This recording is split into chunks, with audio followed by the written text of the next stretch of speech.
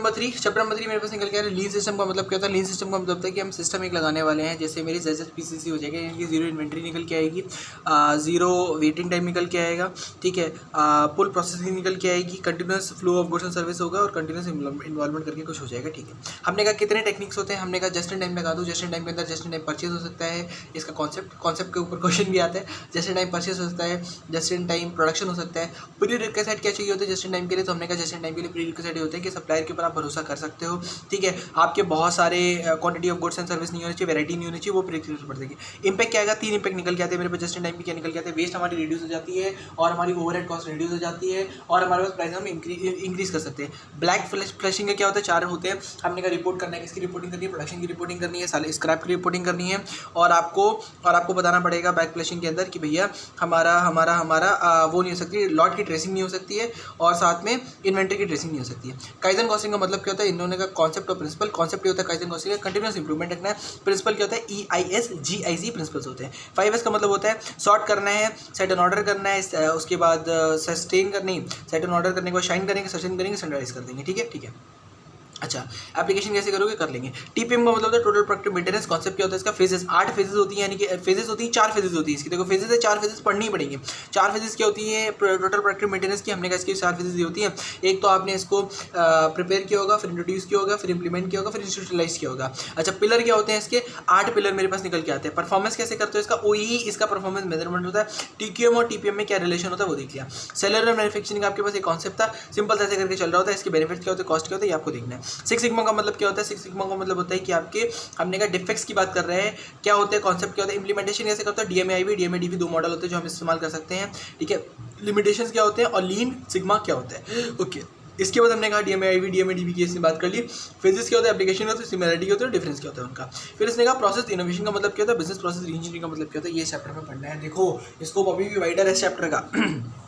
Waste क्या होती है, लीन के इंपॉर्टेंट ही नहीं था, देख लेते हैं। लेकिन TIMWOOD, transportation, inventory, motion, waste, waiting time, over production, over processing और डिफेक्ट्स, ठीक है, ठीक है। चलो जस्ट इन टाइम पे आ गया। जस्ट इन टाइम का मतलब क्या होता है, दोनों का जस्ट इन टाइम का मतलब होता है, 2 मतलब होते हैं, just in time production, just in time purchase. Production तभी किया जाएगा जब कस्टमर की रिक्वायरमेंट होगी, परचेज तभी किया जाएगा जब प्रोडक्शन के लिए चाहिए होगा, ठीक है। तो purchase system in which material purchase are contracted so that receipt and usages of material to the maximum extent possible coincide. Receipt और यूजेज कोइंसाइड कर जाए। Production system which is driven by demand for finish goods, जैसी demand आएगी वैसे हम उसको produce करना शुरू कर देंगे।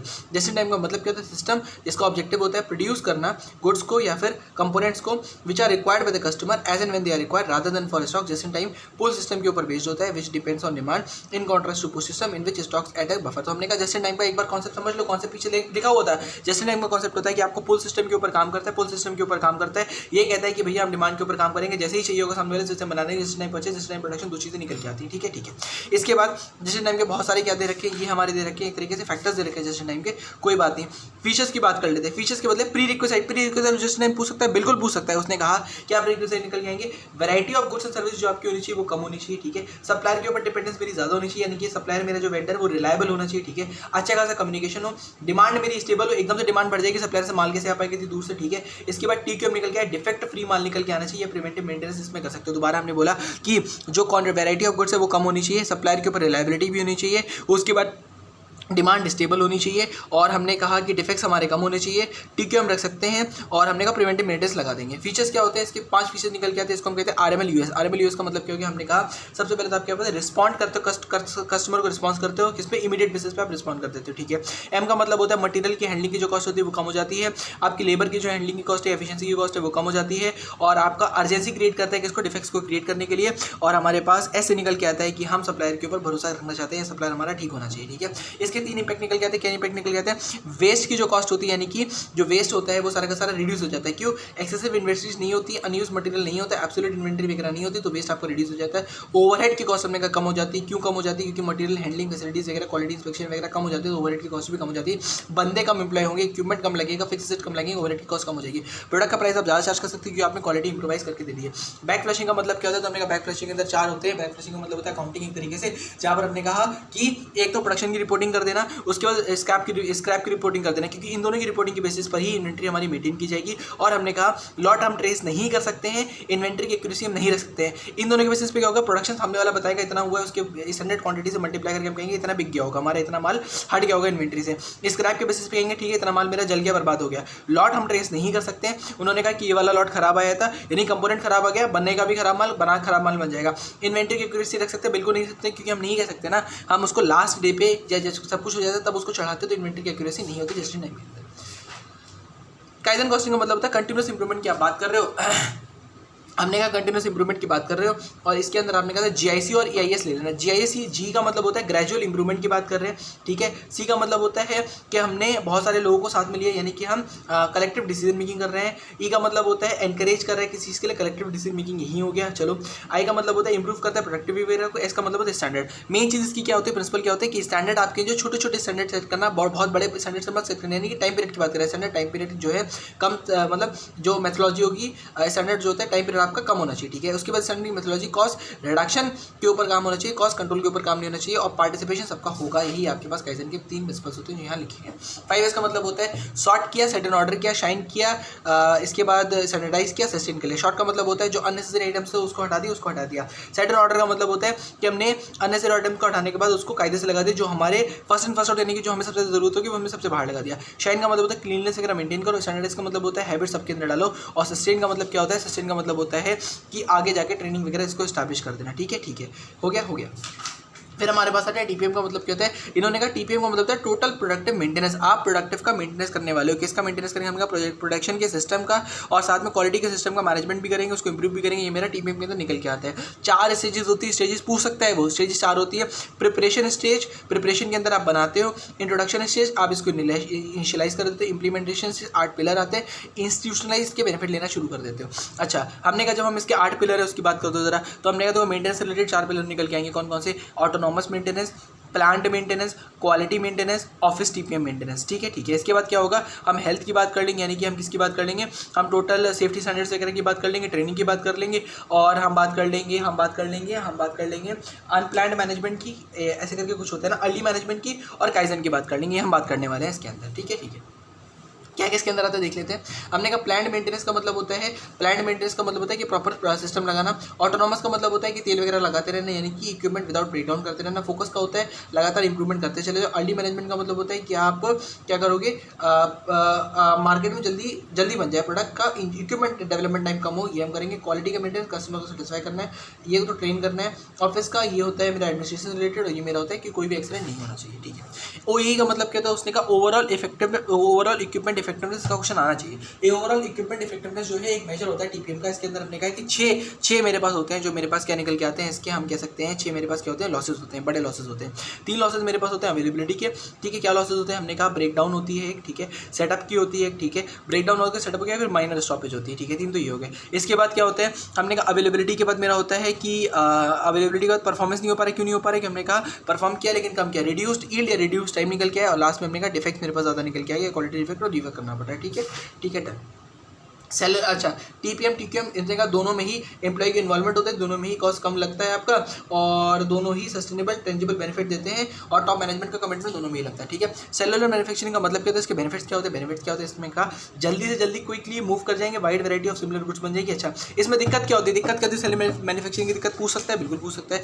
सेलुलर मैन्युफैक्चरिंग में दिक्कत क्या होती है, आपका एक्सेप्शन देखो, हमने कहा मशीन के बीच में डिस्टेंस हो सकता है कि भैया एक मशीन जो है बॉटल नेक वाली हो, ठीक है, तो मशीन के बीच में डिस्टेंस हो सकता है, बॉटल नेक मशीन हो सकती है। सेल लोड का फैक्टर आ सकता है, डायनेमिक पार्ट की डिमांड की दिक्कत आ सकती है, या फिर और दिक्कतें आ सकती है। बेनिफिट क्या होगा, हमने कहा सेल अगर सही से लगे होंगे, फ्लो बना रहेगा, फ्लो और डिस्टेंस बना रहेगा, फ्लो का स्पेस रहेगा, इन्वेंट्री हैंडल सही से हो जाएगी, और स्क्रैप और रिवर्क के ऊपर भी काम हो जाएगा, और जल्दी एक ही बंदा रहेगा सबके ऊपर काम कर सकता है। सिक्स सिग्मा का मतलब क्या होता है, सिग्मा का मतलब होता है कि आपका जो एक तरीके से डेविएशन होता है, दोस्तों का डेविएशन, इस आर्थिकता में जो बात करता है डेविएशन की, हमने सिक्स सिग्मा का मतलब 3.4 डिफेक्ट्स होते हैं पर मिलियन, ठीक है।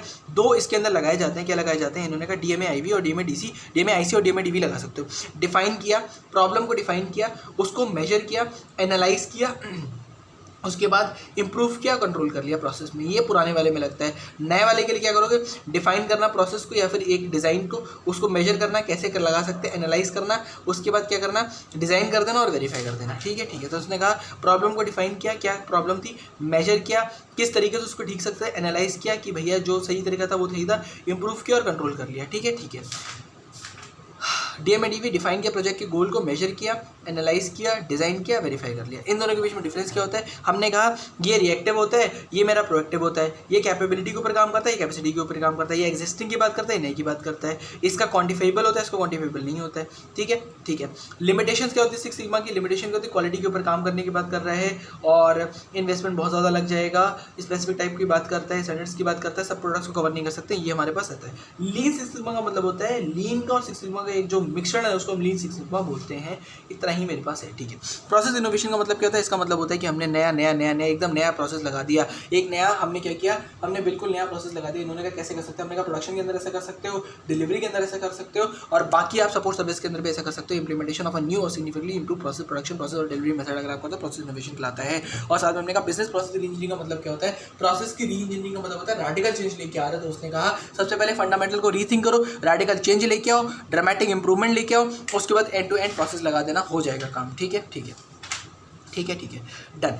लीन सिस्टम की बात कर ली। लीन सिस्टम का मतलब क्या होता है, उसने ऑर्गेनाइज मेथड होता है वेस्ट को मिनिमाइज करने के लिए, 7 वेस्ट होते हैं उसको मिनिमाइज कर देंगे, ZZPCC ले आएंगे। जस्ट टाइम का मतलब होता है सिस्टम जो बात करता है कि प्रोडक्ट हम कैसे प्रोड्यूस करेंगे, हम प्रोड्यूस करेंगे कंपोनेंट को किसके डिमांड के हिसाब से, फुल प्रोसेसिंग की बात करता है ये, और परचेज और प्रोडक्शन दोनों को लेके आता है। फीचर क्या होते हैं, मटीरियल की कॉस्ट, 5 फीचर होते हैं। क्या क्या फीचर होते हैं बताओ जल्दी। RML यूएस के फीचर्स होते हैं। क्या क्या फीचर्स होते हैं, R से निकल के आता है रिस्पॉन्ड करेगा कस्टमर को तुरंत के तुरंत, M से निकल के आता है मटीरियल हैंडलिंग कॉस्ट कम हो जाएगी, L से निकल के आता है लेबर वाला, U से निकल के आता है अर्जेंसी क्रिएट करता है, ऐसे निकल के आता है कि सप्लायर के ऊपर भरोसा हो जाएगा। प्री रिक्वेस्ट क्या होते हैं, आपके लो वैरायटी ऑफ गुड्स होनी चाहिए, वैरायटी कम होनी चाहिए, वेंडर के ऊपर रिलायबिलिटी हो, कम्युनिकेशन अच्छा करता हो, डिमांड की स्टेबिलिटी हो, TQM हो, डिफेक्ट फ्री मटेरियल हो, प्रिवेंटिव मेंटेनेंस हो। इम्पैक्ट क्या होने वाला है, हमने कहा इससे अच्छा ही होने वाला है और कोई बुरा इम्पैक्ट नहीं होना है। बैक फ्लैशिंग का मतलब क्या होता है, बैक फ्लैशिंग का मतलब होता है जहाँ पर कोई डाटा नहीं होता है, हम उसका डाटा यूज़ करके इसमें डालते हैं। प्रॉब्लम क्या होती है, इनकरेक्ट प्रोडक्शन की रिपोर्टिंग हो सकती है, स्क्रैप की रिपोर्टिंग हो सकती है, इम्पॉसिबल लॉट ट्रेसिंग हो सकती है, इनएक्यूरेट इन्वेंट्री रिकॉर्ड हो सकते हैं। काइजन का मतलब क्या होता है, कंटिन्यूस इंप्रूवमेंट की बात करता है। तो उसने कहा यहाँ पर हम किसकी बात करेंगे, यहाँ पर हम बात करेंगे GIC और EIS की, यानी कि ग्रेजुअल इंप्रूवमेंट की बात करेंगे, इंप्रूव प्रोडक्टिविटी की बात कर देंगे, कमिटमेंट ऑफ ऑल की बात कर देंगे और हमने कहा स्टैंडर्ड्स की बात कर लेंगे। ओके, 5S 5C नहीं 5S है। 5S में किसकी बात करता है वो, sort, set in order, shine, standardise और सस्टेन की बात कर रहे हैं। ठीक है। TPM की भी बात कर ली, TPM की बात कर ली, 4 होते हैं। हमने कहा सबसे पहले TPM क्या करोगे, सबसे पहले इसको बनाओगे, उसके बाद इंप्लीमेंट करोगे और इंस्टीट्यूशनलाइज कर दोगे। अच्छा, इससे पहले क्या करोगे, कम्युनिकेट भी तो करना होता है, प्रोडक्शन भी तो करना होता है।